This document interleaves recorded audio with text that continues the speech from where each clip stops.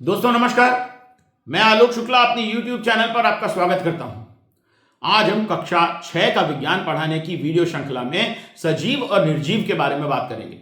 परंतु आगे बढ़ने के पहले मेरी चैनल को सब्सक्राइब कर लीजिए और बेल आइकॉन भी दबा दीजिए, जिससे आपको हर नए वीडियो का नोटिफिकेशन मिलता रहे। अगर वीडियो अच्छा लगे तो इसे लाइक और शेयर भी अवश्य करिएगा।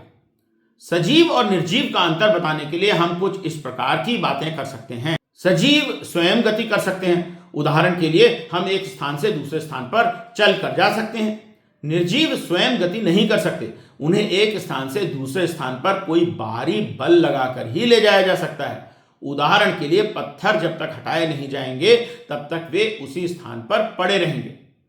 यहां हमें यह भी बताना होगा कि बहुत से सजीव भी गति नहीं करते, जैसे पेड़ पौधे अपने ही स्थान पर रहते हैं। यह भी बताना चाहिए कि यद्यपि पौधे एक ही स्थान पर रहते हैं, दूसरे स्थान पर नहीं जाते, परंतु वे अन्य प्रकार की गति करते हैं। जैसे हरे पौधे प्रकाश की दिशा में बढ़ते हैं। पौधों के प्रकाश की दिशा में बढ़ने को दिखाने के लिए हम कक्षा में एक गतिविधि कर सकते हैं। एक छोटे गमले में मक्का या सेम का बीज बो दीजिए और उसके उगने का इंतजार करिए। जब पौधा उग आए तब एक जूते के डिब्बे में इस चित्र के अनुसार तैयार करिए और फिर गमले को डिब्बे में रखकर डिब्बा बंद कर दीजिए। गमला डिब्बे में रखने से पहले उसमें पानी जरूर डाल दीजिए, तभी तो पौधा जिंदा रहेगा। इसके बाद डिब्बे को बाहर ऐसे हवादार स्थान पर रखें जहां प्रकाश भी पर्याप्त हो। 5-6 दिनों के बाद डिब्बे को खोलकर देखिए, पौधा प्रकाश की दिशा में मुड़कर बढ़ा हुआ दिखाई देगा। पौधे के इस प्रकार प्रकाश की ओर मुड़ने को फोटोट्रॉपिज्म कहा जाता है। आप इसे YouTube के चैनल AI फैनकर पर creative Commons attribution license use allowed पर उपलब्ध इस वीडियो में भी देख सकते हैं।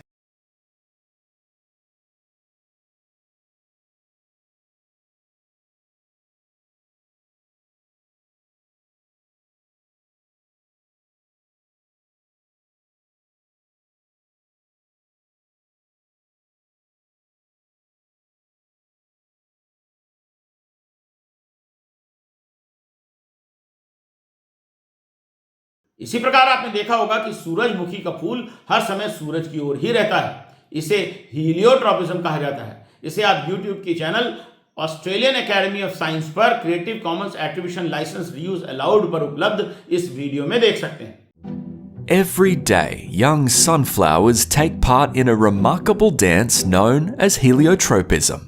They trace the sun's movement across the sky, turning their faces from east to west. Then at night time, they twist their heads back towards the east in preparation for sunrise. इसी प्रकार गतिविधि के माध्यम से यह भी दिखाया जा सकता है कि पौधों की शाखाएं गुरुत्वाकर्षण के विपरीत बढ़ती हैं और जड़ें गुरुत्वाकर्षण की दिशा में बढ़ती हैं। इसे जियोट्रॉपिज्म कहते हैं। एक गमले में सेम के बीज को बो दीजिए और पौधों को उगने दीजिए। पौधों के कुछ बड़ा हो जाने पर गमले को लिटा कर रख दीजिए। कुछ दिन में आप बच्चों को दिखा सकते हैं कि सेम का पौधा टेढ़ा होकर ऊपर की ओर बढ़ रहा है और उसकी जड़ें टेढ़ी होकर नीचे की ओर बढ़ रही हैं। छुई मुई या माइमोसा प्यूडिका की पत्तियां छूने से मुड़कर बंद हो जाती हैं। आपकी कक्षा के बगीचे में अगर छुई मुई का पौधा है तो आप बच्चों को दिखा सकते हैं। नहीं है तो YouTube की चैनल आइजेवाइन पर creative Commons attribution licence reuse allowed पर उपलब्ध इस वीडियो में तो दिखा ही सकते हैं। Вот сейчас только нажал.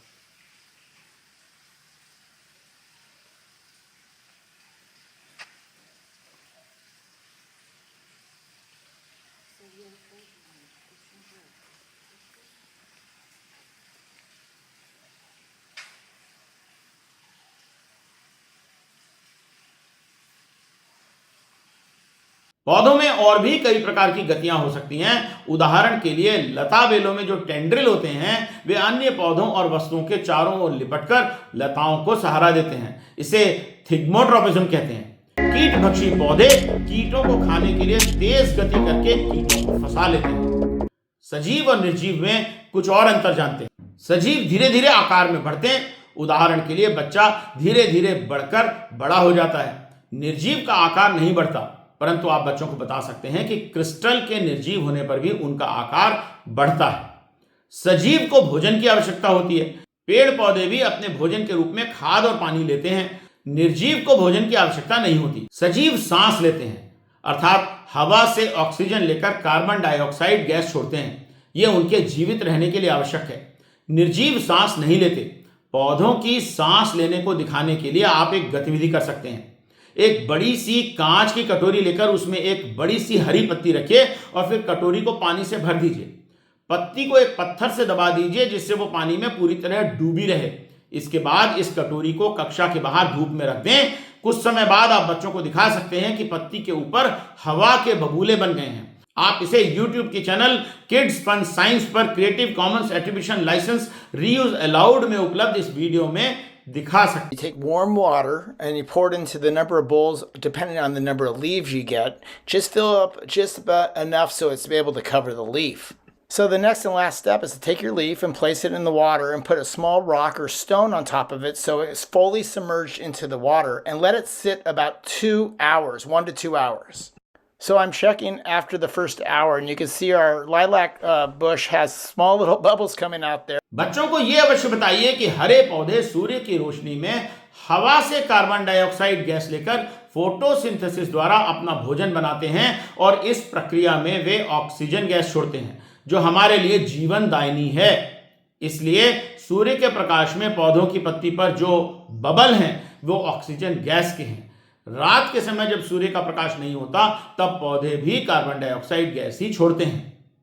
आप बच्चों को यह भी बता सकते हैं कि सजीव प्रजनन करते हैं अर्थात अपने ही जैसे अन्य जीवों को जन्म देते हैं। आपको बच्चों को यह भी समझाना होगा कि केवल गति या बढ़ने आदि से कोई सजीव नहीं हो जाता। रोबोट भी गति कर सकते हैं। सजीव होने के लिए बहुत से लक्षण होना चाहिए। आप उन्हें YouTube की नोबल एजुकेशन चैनल पर creative Commons attribution licence reuse allowed में उपलब्ध ये वीडियो भी दिखा सकते हैं जिसका एक छोटा सा अंश मैं आपको दिखा रहा हूं। Rahul, do you know the difference between living and non-living things? Ruchika, I know only one difference, that living things move. But if it is true, then why this robot is not considered as living? Children, in this lesson, we will learn about characteristics of living things. Life. Life is unique, complex cellular organization of molecules, expressing it through chemical reactions which lead to growth, development, responsiveness, adaptation, and reproduction. बच्चों को बताना चाहिए कि सजीवों को जीवित रहने के लिए भोजन की आवश्यकता होती है। हम भी तो बिना खाए अधिक समय तक जीवित नहीं रह सकते। हमारे आसपास जो भी पशु पक्षी हैं वो सभी भोजन लेते हैं, परंतु क्या पौधे भी भोजन करते हैं? बच्चों को बताइए कि पौधे अपना भोजन स्वयं ही बनाते हैं। आप ये बात बच्चों को स्टार्च टेस्ट के माध्यम से समझा सकते हैं। आप 2 पौधे लीजिए, एक पौधे को 2 दिनों तक प्रकाश में रखिए और दूसरे को 2 दिनों तक अंधेरे में रखिए। जो पौधा प्रकाश में रखा जाएगा उसमें फोटोसिंथेसिस के कारण स्टार्च बनेगा, परंतु अंधेरे में रखे पौधे में स्टार्च नहीं बनेगा। अब आप दोनों पौधों की पत्तियों में स्टार्च होने का टेस्ट करने के लिए पहले पत्तों को रंगहीन करिए। इसके लिए पत्तियों को कुछ समय तक गर्म पानी में रखिए। इसके बाद उन्हें अल्कोहल में कुछ समय के लिए डालकर रखिए जिससे वे रंगहीन हो जाएंगी। इसके बाद पत्तियों पर पोटेशियम आयोडेट का घोल डालिए। ये घोल स्टार्च को नीले रंग का कर देता है। आप देख सकते हैं कि जो पौधा प्रकाश में रखा था उसकी पत्तियां नीले रंग की हो जाती हैं, अर्थात उसमें स्टार्च बना है, और जो पौधा अंधेरे में रखा था उसकी पत्तियां नीले रंग की नहीं होती हैं। स्टार्च टेस्ट करने का तरीका आप YouTube के चैनल थिंक टैक पर creative Commons attribution licence reuse allowed में उपलब्ध इस वीडियो में देख सकते हैं।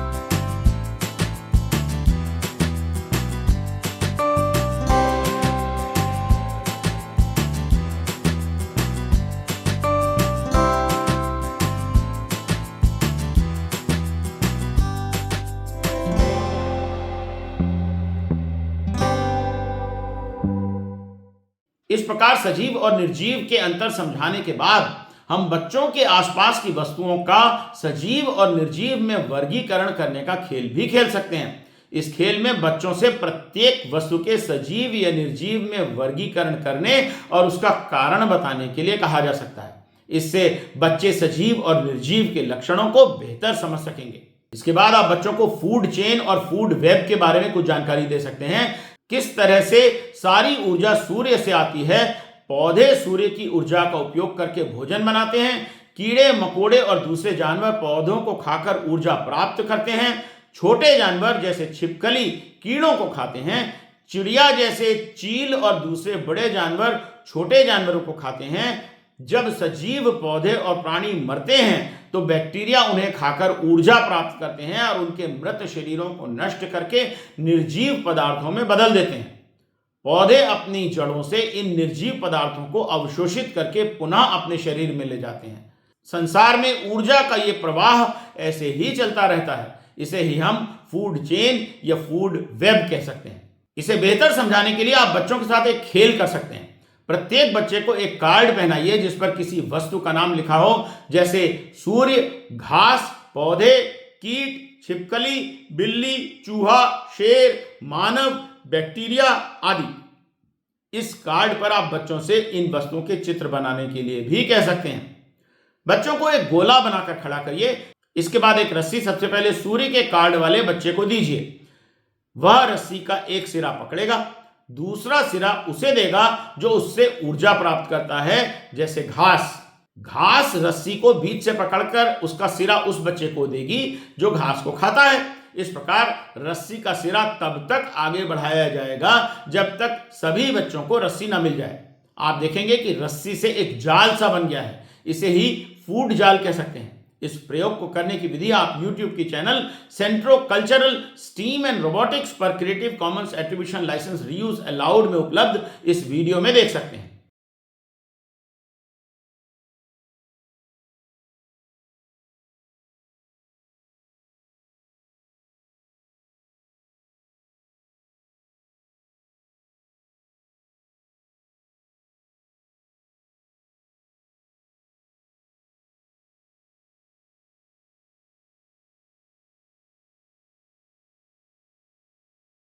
अब बच्चों को बताइए कि हमारे आसपास जो भी सजीव और निर्जीव हैं, उन सबको मिलाकर जीवन जाल या इकोसिस्टम बनता है।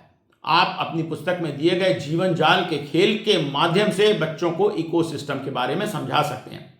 बच्चों को बताइए कि हमारे जीवन के लिए हमारे आसपास के इकोसिस्टम में जो भी निर्जीव पदार्थ एवं सजीव हैं, वे सभी महत्वपूर्ण हैं। इकोसिस्टम को आसानी से समझने के लिए आप YouTube की चैनल इजी नौकरी पर creative Commons attribution licence reuse allowed में उपलब्ध ये वीडियो भी बच्चों को दिखा सकते हैं।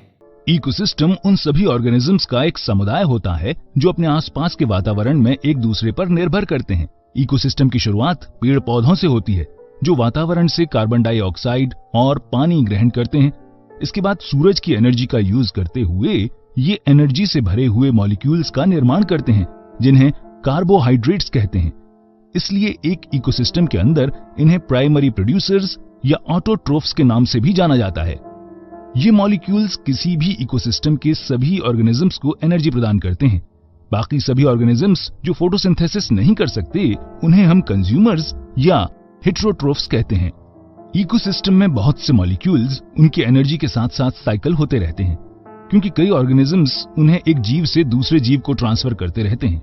एनर्जी ट्रांसफर का एक साधारण सा उदाहरण होगा जब कोई एक ऑर्गेनिज्म किसी दूसरे ऑर्गेनिज्म को खाता है।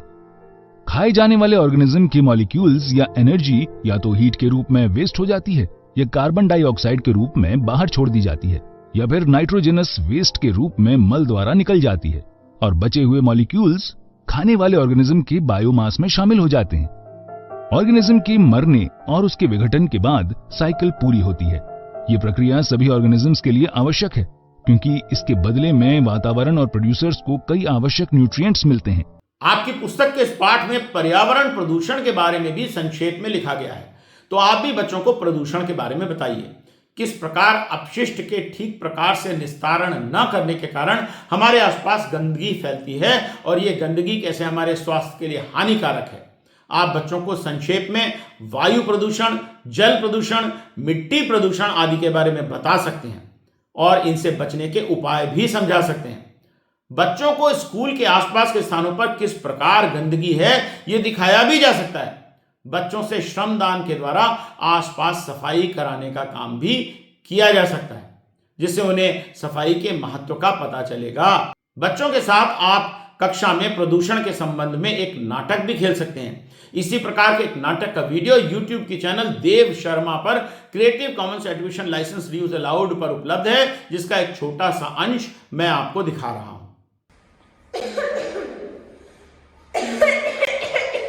अरे भाई क्या हुआ है?